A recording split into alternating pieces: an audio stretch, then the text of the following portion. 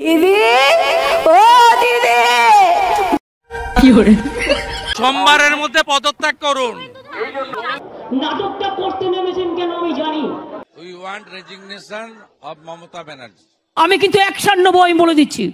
আরে ও দিদিমা, শুভেন্দু অধিকারী এগুলো কি বলছে, আর তুমি ওনাকে কিছু বলছো না কেন? প্রথম দিন ডে 1 থেকে আমি বলে আসছি। প্রথম দিন থেকে কি বলে আসছিলে দিদিমা? আমরা তো কিছু শুনতেই পাই নাই। কই আরেকবার বলো দিনি। দোষীদের শাস্তি হোক। কি একটা ডাক্তারের এই অবস্থা হয়ে গেল আর তুমি বলছো শাস্তি হোক? শাস্তি মানে ফাঁসি হোক।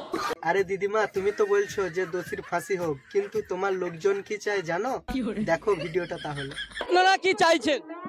আমরা চাইছি আপাতত একটাই, শাস্তি, দোষী শাস্তি হোক। দেখলে তো দিদিমা, তোমার অনেক লোক দোষীর ফাঁসির পক্ষে, অনেকজন শাস্তির পক্ষে। তা তুমি তো আমাদের রাজ্যের মুখ্যমন্ত্রী, তা তুমি কোন পক্ষে? আমরা রাজ্য সরকার ফাঁসির পক্ষে।